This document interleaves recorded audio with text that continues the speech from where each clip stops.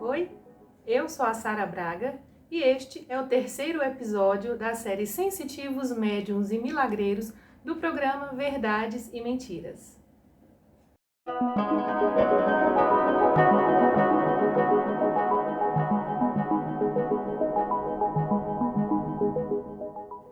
Conforme combinado, nós vamos hoje responder a mais 3 perguntas das centenas que foram feitas para a extinta Academia Brasileira de Paraciências. E no final do vídeo, gente, vocês não podem perder uma incrível apresentação de mentalismo psicocinético. Tudo bem, Felipe? Tudo bem aí? Espero que sim. Ok, hoje nós temos temas interessantíssimos, quentes, bastante interessantes. Vamos lá. Psicocinese, transmissão de pensamentos. Sim. Qual que é a primeira pergunta? Primeira pergunta, então, gente, vamos lá. Muita gente fala em telepatia como transmissão de pensamentos. Dizem até que ela acontece mesmo a quilômetros de distância. Vocês acham que isso é fato ou mera crendice? Gente, isso é uma pergunta que demandaria uma resposta bem consistente a alguns programas, porque existe uma longa história, né, na pesquisa da telepatia no mundo, né? Eu posso dizer para você que muitas pesquisas foram feitas dentro e fora do meio acadêmico por civis e militares. Os militares, naturalmente, com interesse de usar essa eventual capacidade psíquica para fins de espionagem, contra-espionagem, enfim, para fins mesmo de uso militar, né? Alguns grupos, né, governamentais, através das universidades, também andaram financiando pesquisas da telepatia dentro das academias. Inclusive a Universidade de Harvard e outras grandes universidades andaram fazendo esse tipo de pesquisa. O interessante é que, pelo fato de não terem feito muitas reproduções desses experimentos, a telepatia ainda é uma especulação no mundo científico. Mas para nós, né, pobres mortais aqui, parece que ela é um fato. Existem milhares, centenas e centenas de milhares de casos relatados, milhares de casos que foram documentados, pesquisados por parapsicólogos, milhares de casos de pessoas que contam experiências que foram observadas e inclusive comprovadas por terceiros. Então parece que o que as pessoas chamam de transmissão de pensamento, o que as pessoas chamam de transmissão de ideias, sentimentos, imagens, sons, recordações através da mente para outra pessoa, não é meramente crendice, não, né? Aliás, de 2014 para cá, a ciência conseguiu inclusive um avanço extraordinário, que foi a conexão de 2 cérebros por vias tecnológicas. Fizeram uma experiência com uma pessoa na Índia, transmitindo pensamentos para outra na França, através de equipamentos sofisticados de tecnologia moderna. Ou seja, mesmo que a telepatia natural e espontânea não existisse, agora nós já estamos chegando perto de fazer uma telepatia tecnológica, uma telepatia eletrônica. Pesquisadores supõem, né, e eu acho que isso é bastante plausível, que a telepatia seja uma função psíquica, que é inerente à espécie humana e provavelmente a outros animais. Talvez seja uma herança dos nossos ancestrais. Talvez a telepatia tenha sido, no passado remoto, uma forma de proteção, uma forma de sensoriamento do meio ambiente e uma forma de conexão, que nós chamaríamos de instintiva, né, com outras pessoas que faziam parte de um mesmo grupo social. Então, é claro que isso ainda está no terreno especulativo, mas a ciência tem avançado muito nesse sentido, de maneira que, não, a telepatia não é uma crendice. Ela está, cada dia que passa, convencendo pessoas de muito boa formação técnico-científica e que estão, parece, inclinadas a confirmar esse fenômeno como uma absoluta realidade. Olha só, gente, que coisa interessante, né? Muita gente confunde telepatia com intuição. Sim. Por que as pessoas fazem esse tipo de confusão? São coisas diferentes, né? A telepatia, ela Em princípio, né, ainda que seja uma definição um pouco crua, em princípio como a pergunta foi feita, uma transmissão de pensamentos. Mas parece que não se limita a isso. A telepatia, ela também pode não transmitir pensamentos, mas emoções, sensações, especialmente em momentos de grande tensão nervosa.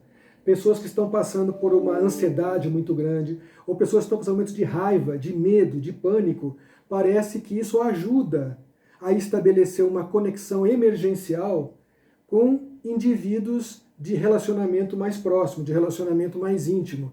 Isso tem sido observado há décadas, né? Isso não é uma novidade, isso não é uma coisa descoberta agora, né? Eu mesmo tive essas experiências, pessoas da minha família tiveram experiências muito interessantes de aparente comunicação, né, ou biocomunicação, uma comunicação biológica com parentes e amigos em estado de perigo e de emergência.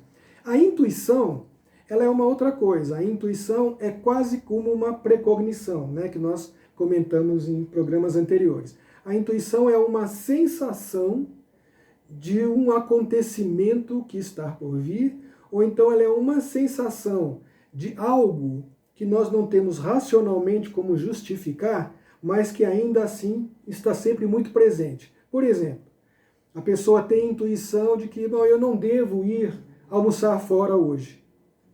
Alguma coisa muito forte diz a ela, não vá almoçar fora hoje. Então, e tal. altera a rota? Ou muda a rota, alguma coisa. Isso acontece com muita gente, né? Tem, nossa, muitos casos desses. Aí a pessoa teima. Não, eu vou. Isso aí é só uma impressão, tal. Quando ela está chegando no local, cai uma tempestade de granizo tremenda, estraga o carro dela, amassa a lataria do carro toda, entendeu? E aquela tempestade passa em alguns minutos. Aí ela fala, poxa vida, se eu tivesse ouvido a minha intuição, não tivesse saído... Todo mundo fala isso. Pois é, o meu carro não estaria estragado, não estaria todo apedrejado, né, por causa do granizo. Né? E eu, se tivesse saído um pouco mais tarde, a chuva teria passado e talvez essa intuição tão forte não teria estado presente. Eu acho que você e eu, acho que todos nós temos alguma história para contar, sim. Né, desse tipo, né? Aquela sensação forte de que eu devo ou não devo. Não, eu acho que eu vou. Não, eu acho que eu não vou. E aquilo fala muito forte dentro da gente. A gente teima e aquilo que falava forte, que a gente não quis ouvir, que a gente não quis dar atenção, acaba acontecendo. Você fala, poxa, mas eu sou uma besta, eu devia ter me ouvido, que a minha intuição falou. Então, e a intuição funciona assim, diferentemente da telepatia. A telepatia é uma comunicação entre espécies, né? Entre pessoas, pode ser inclusive entre animais humanos e outros animais, cães, gatos e tal, cavalos. Inclusive, pessoas que criam cavalos, com muita frequência contam, né, de comunicações telepáticas com esses animais de estimação. Chamam o animal à distância, ou o animal está passando mal e a pessoa sente como se o animal estivesse chamando, ela vai lá e de fato o animal está passando mal. Então esses casos são muitos, de modo que a ciência não pode fechar os olhos para isso, ainda que ela não tenha uma explicação totalmente clara para esse fenômeno. Agora, que existe sim. E em futuros programas nós vamos talvez contar para vocês uns casos mais detalhados e como que a ciência tem abordado esses fenômenos. Muito bom. Esperaremos ansiosos. Gente, eu adoro esse assunto, é muito bom. É muito legal. Muito divertido. Vamos então para a segunda pergunta? Claro, opa. Vamos lá então. Já vi várias vezes sombras estranhas na minha casa. Me causa arrepios. Meus vizinhos acham que pode ser alma do outro mundo. Fantasmas e aparições existem? Eita, né? Essa pergunta volta, né? A todo momento, né? Com muita frequência. Muita gente me pergunta isso, muita gente tem curiosidade sobre isso, porque assim como a telepatia, muitas pessoas, muito mais do que você aí possa imaginar, muitas pessoas contam experiências, né, de vislumbre de sombras, de vislumbre de luzes, né, ou então a sensação de uma presença, eu estou sentindo que eu estou sendo observado, mas não tem ninguém aqui, ou aquela coisa de sentir uma presença e vem um perfume diferente né? Isso é E interessante. isso acontece bastante. Então, as pessoas associam isso com fantasmas e aparições. A categoria de fantasmas e aparições, pela pesquisa científica espiritualista e pela pesquisa científica, ela já tem várias vertentes de opiniões. Há aqueles que creem, que defendem a realidade desse fenômeno, outros que negam. Porém, eu tenho observado que o contingente de cientistas, de pessoas de boa formação científica, que passou a crer na realidade desse fenômeno, está aumentando ao longo dos anos. Por quê? Principalmente porque a tecnologia que pode registrar esses fenômenos está cada dia mais comum chegando às mãos das pessoas, né? Então, um celular, por exemplo, pode ser um aparelho extraordinário para registrar uma suposta aparição de um fantasma ou de uma aparição. E hoje nós temos assim centenas de filmagens de pessoas que alegam ter flagrado esse fenômeno quando ele estava ocorrendo. Aí vocês vão dizer, mas isso é fake, isso aí é montagem. Sim, claro, a gente sabe, né, de milhares de montagens, né, milhares de pessoas fazendo truques para impressionar, ou então para fazer com que páginas no YouTube ou na internet ganhem likes, né, ganhem apreciação do público para serem monetizados e assim. Enfim, com a tecnologia da informática, da computação gráfica, muitas pessoas conseguiram fraudar, né, imagens de fantasmas e aparições. Mas isso não invalida os casos que parecem autênticos. E não invalida também os casos que têm impressionado alguns cientistas, né? Até porque alguns cientistas também foram testemunhas de fantasmas e aparições. O que se questiona muito nesse tipo de fenômeno é: fantasma é um espírito? É uma alma de alguém que morreu? Existem alguns cientistas e paracientistas que acham que sim. Mas ultimamente tem crescido bastante, né, o número de cientistas que acham que não. Que apesar de os fantasmas existirem, eles não são almas, não são espíritos, mas registros. É como uma fotografia que foi registrada no espaço-tempo. E a pessoa, muitas vezes por estar sensibilizada emocionalmente, ou estar num momento de dificuldades, ou sofrendo algum trauma, ela se sensibiliza para captar esses registros que ficam gravados no espaço-tempo. Há um cientista, por exemplo, que sustenta, através de trabalhos que ele já fez, né, que fantasmas são registros de imagens que são feitas em granito, que os cristais de granito teriam a capacidade de registrar momentos de terror, de angústia, de depressão, de tremendo sofrimento, de tortura de algumas pessoas. E que as paredes de granito, ou os pisos de granito, registrariam isso como se fosse uma câmera fotográfica ou um gravador de vídeo.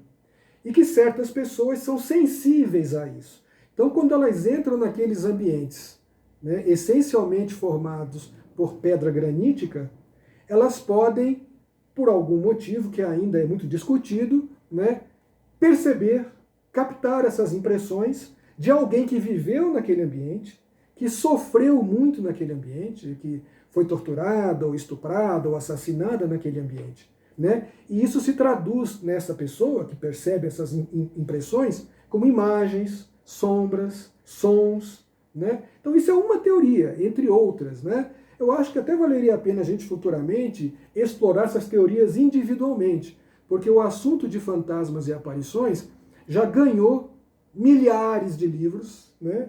Documentários, cursos, palestras, trabalhos de mestrado. Então é um assunto assim que é fascinante, é muito interessante e muito vasto, né? A diferença do fantasma e da aparição é que o fantasma geralmente é uma aparição que tem alguma forma de identificação. Então, por exemplo, eu estou vendo alguma coisa que parece uma mulher vestida de branco, assim, com uma saia longa. Eu não sei quem é, não sei nada, mas eu consigo mais ou menos fazer uma ideia do que é aquela aparição. As aparições, por outro lado, né, veja que fantasma é uma categoria de aparição, mas as aparições por si são coisas que podem acontecer, manchas, bolas, sombras, que não são assim tão claramente identificáveis quanto um fantasma. Então, por exemplo, em vez de eu estar vendo uma mulher de branco, eu poderia estar vendo uma mancha escura vagando pelo recinto, entendeu? E essa mancha escura pode ter N interpretações. Alguns religiosos já se apressam a dizer que são espíritos negativos, são demônios, né, que são encostos de baixo astral e tal, mas isso, ainda que a gente tenha que respeitar o entendimento das diferentes religiões, essa conclusão ainda é muito apressada. E a ciência não vê isso assim com muito bons olhos, né?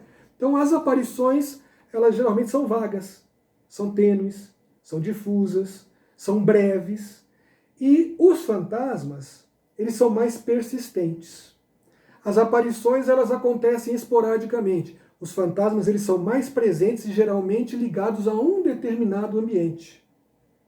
Então, um exemplo que eu dei, se uma mulher, por exemplo, foi assassinada num ambiente com muita pedra granítica, isso foi gravado naquelas pedras, ela vai sempre aparecer ali, naquele mesmo lugar, naquele mesmo ambiente.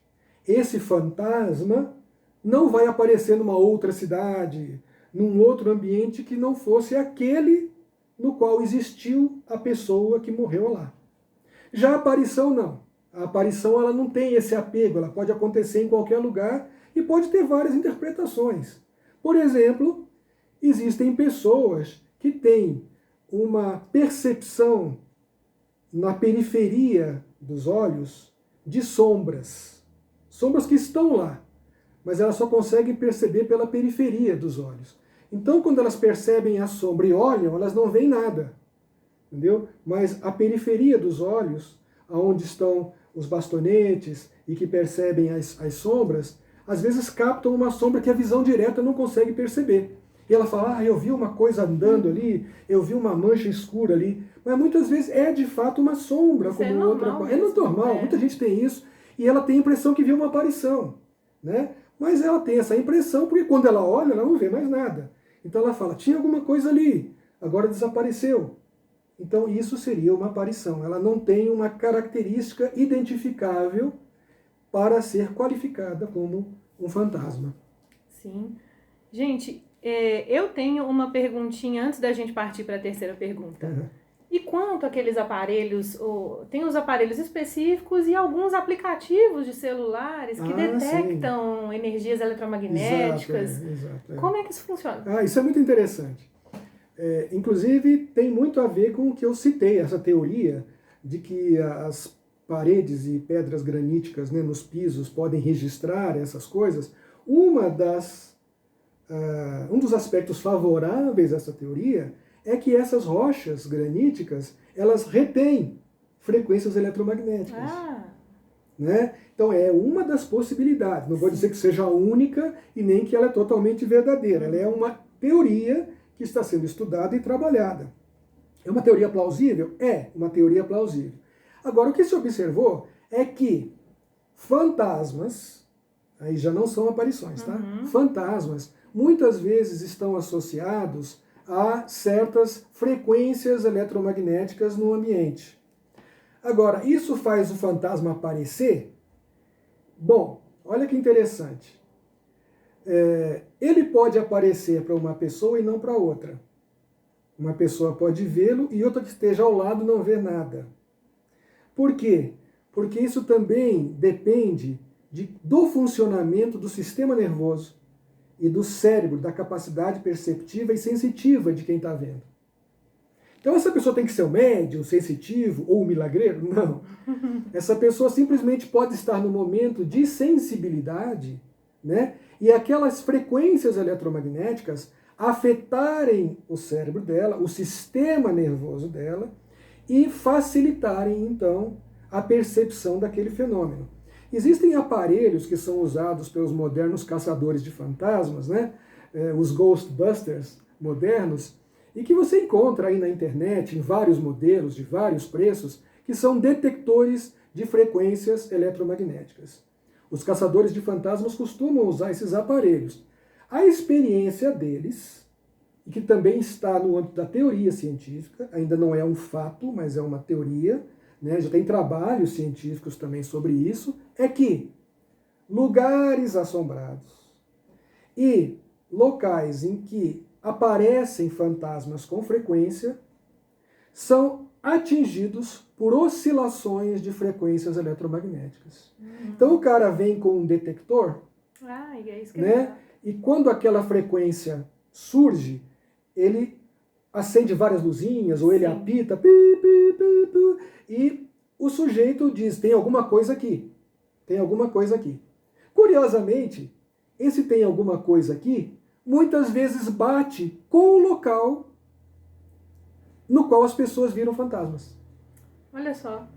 Ou seja, eles detectam, de fato, uma alteração eletromagnética, que pode não ter nada a ver com a alma do outro mundo, pode não ter nada a ver com, com os mortos, mas simplesmente com um registro espaço-temporal, que cada dia mais está chegando ao interesse dos pesquisadores no universo científico. Nossa, muito bom. Muito bom. Adorei. Essas duas perguntas foram incríveis. Vamos partir para a terceira. Opa, vamos embora. Vi vários documentários que falam que algumas pessoas têm o dom de mover objetos com a mente. O paranormal, não vou dizer o nome, afirma poder fazer psicocinese. Eu vi. Será que fui enganado? Olha, poxa vida, eu não sou, né, adivinho, né, mas é difícil dizer se você foi enganado ou não, né? Eu não posso afirmar categoricamente se esse indivíduo aí, né, também acho melhor não citar o nome, né, tem ou não poderes psicocinéticos. O que eu posso assegurar a você é que a psicocinese tem sido estudada por gente muito séria, né, por pessoas que acredito têm muito boa formação científica. Essas pessoas, muitas delas acreditam na realidade desse fenômeno, outras já nem tanto, né? E agora, lamentavelmente, e eu vou repetir mais uma vez, acho que eu já até cansei de falar isso neste e também em outros programas, muitos falsos sensitivos, médiums e milagreiros fazem demonstrações psicocinéticas. Eles tentam mostrar que eles têm a capacidade de agir sobre a matéria inanimada ou sobre a matéria animada. Por quê? Porque com isso eles convencem o consulente que eles têm um poder que é suficientemente forte para fazer, por exemplo, uma cirurgia mediúnica ou para, né, influir sobre o estado de saúde das pessoas, fazer uma cirurgia sem corte, ou destruir uma pedra nos rins, ou aniquilar um tumor canceroso que a pessoa tenha no organismo. Então muitos falsos sensitivos, médiuns e milagreiros, usam de segredos das artes mágicas, do ilusionismo, né, especificamente da minha área de estudos, que é o mentalismo, para ilusionar as pessoas, né, e, lamentavelmente, para auferir ganhos imorais. Que absurdo. Com isso, né? Então, conforme eu prometi a você em outra ocasião, eu vou trazendo aqui gradualmente algumas demonstrações, né, de psicocinese e outros aparentes fenômenos paranormais que são executados, né, por esses vigaristas para extorquir as pessoas, né? Vou até daqui a pouco fazer uma demonstração sobre isso para vocês verem. Mas, enquanto isso não acontece, é importante que vocês entendam que a natureza, né, e as potencialidades humanas ainda são desconhecidas para nós, né, cientistas e não cientistas, né? A cada ano que passa, nós vamos descobrindo coisas novas, nós vamos nos surpreendendo com as maravilhas e com os mistérios da mente humana. A psicocinese não é uma potencialidade impossível. Não é, de forma alguma. Mesmo a biocomunicação soviética, né, da antiga União Soviética, que era a parapsicologia russa, já tinha tido várias oportunidades de estudar em laboratório e documentar, filmar, registrar a ação de pessoas com nítido poder psicocinético, com a capacidade clara de movimentar objetos, tanto próximos aos objetos quanto à distância, né, a chamada telecinese. Eles conseguiram filmar, como também nos Estados Unidos, na Alemanha, na França, na Itália e aqui no Brasil, algumas experiências interessantes também foram feitas, mostrando que alguns indivíduos parecem ter a capacidade de influir remotamente sobre a matéria. E muitos desses casos são acidentais. São acidentais. E isso, inclusive, daria margem para um outro programa sobre o chamado fenômeno de poltergeist, né? Que as pessoas chamam de poltergeist, fantasmas brincalhões, que objetos voam, aparentemente os móveis andam sozinhos e tal e tal. Aí tem um elemento psicocinético presente. Muitas pessoas parecem exercer uma ação psicocinética sobre os objetos acidentalmente, sem querer, sem saber que, inclusive, são capazes de fazer isso. Muitas vezes por causa de uma explosão nervosa, por causa de emoções retraídas e resguardadas. Pessoas, por exemplo, que sofrem abusos psicológicos e físicos e que não têm como extravasar, né, o seu constrangimento, a sua tristeza, a sua mágoa, e que vão guardando isso para si, algumas dessas pessoas, às vezes, parecem ter a capacidade de descarregar essas frustrações, essa raiva, por via nervosa, sobre os objetos. Então os objetos se movem, né, as coisas caem das prateleiras, né, o que é um fenômeno psicocinético. De modo que nós temos hoje suficientes elementos para crer que esse é um fenômeno real, que esse fenômeno merece estudo científico, merece que mais universidades, mais cientistas se debrucem, né, sobre essa questão. Porém, também é uma coisa explorada há muito tempo pelos artistas, né, como eu, que quando atuo como Mahatma, como mentalista, faço demonstrações de psicocinese, né? Porém, é uma psicocinese artística, uma psicocinese feita para divertir, para alegrar as pessoas, né? E nos meus cursos é feito para instruir pesquisadores, parapsicólogos e também ilusionistas, pessoas que se interessam por esses fenômenos, para diferenciar o fato da ficção, para saberem detectar os embusteiros que infelizmente existem aos milhares no mundo inteiro. Bom, excelente. Foram maravilhosas essas respostas para essas 3 perguntas. Muito bom. Vamos agora, gente, assistir a nossa apresentação aqui com o mentalista Mahatma. Eu espero que vocês gostem. Essa vai ser legal. Vamos lá. Vamos lá. Aqui nós temos algumas bolinhas, né? Algumas bolinhas que as crianças adoram brincar, né? Elas pulam bastante, bolinhas de borracha. E algumas vezes, alguns pretensos paranormais usam dessas bolinhas de borracha para tentar provar para as pessoas que estão observando que eles possuem o poder de movimentar objetos não metálicos, não magnéticos, né? Então, muitas vezes, eu retirei, por exemplo, aqui o meu anel, né? Porque às vezes as pessoas podem imaginar que meu anel tem algum tipo de substância imantada, qualquer coisa assim. E não. Então vamos fazer aqui uma experiência. Eu vou pegar uma bolinha dessas aqui, por exemplo, e eu vou colocar esta bolinha bem diante de mim, bem diante da minha influência psicocinética.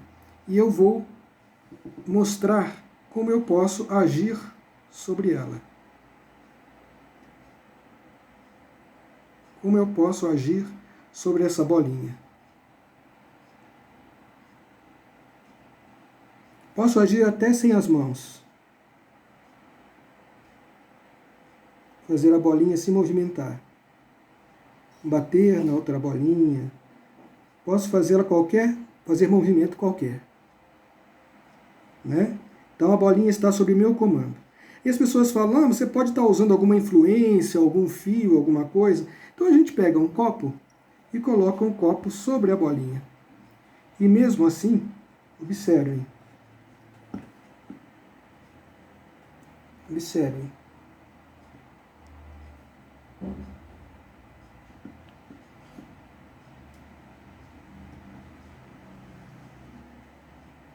E sem as mãos.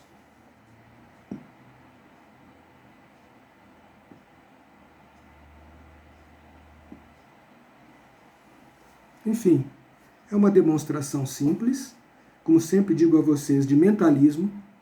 Não tem nisso nada de paranormal. Infelizmente, muitas pessoas se impressionam demais com isso, a ponto de depositar total fé e confiança naquele que demonstra, acreditando que ele de fato tem o poder de ação da mente sobre a matéria. Não tem, gente. Isso aqui é um simples efeito muito bonito de mentalismo. Coisa que vocês, inclusive, aprendem nos cursos que nós damos sobre mentalismo, através do programa cultural Maravilhas e Mistérios e futuramente através da Sara Braga, eventos reeducacionais. Legal essa demonstração, né? É bastante divertida, gostoso de fazer. Mas é só aparente psicocinese, tá? Isso é um efeito de mentalismo, é uma arte. Não estou escondendo nenhum fenômeno paranormal aqui não, tá? Isso é uma brincadeira, uma coisa gostosa de fazer, que a gente realiza nas apresentações de mentalismo. Se você curtiu, não esquece de dar o like aqui, tá? A gente vai apresentar muitas coisas bacanas nos próximos programas. Isso aí, gente. Então, falando em próximos programas, os temas para o programa da semana que vem são: sentimentos dos animais, homossexualidade é natural ou doença? Previsões com cartas de jogar. Bom, se você curtiu realmente esse programa, deixa o seu like, ativa o sininho para as futuras notificações e inscreva-se no nosso canal. Você vai receber muita coisa interessante, pode apostar. Muito obrigada pela sua participação, um grande abraço e até semana que vem. Felipe, muito obrigada. Obrigado. Deixe os comentários se você quiser, tá? Faz as suas perguntas, quando a gente puder a gente vai responder com certeza. Obrigado e até a próxima semana. Tchau, tchau. Tchau.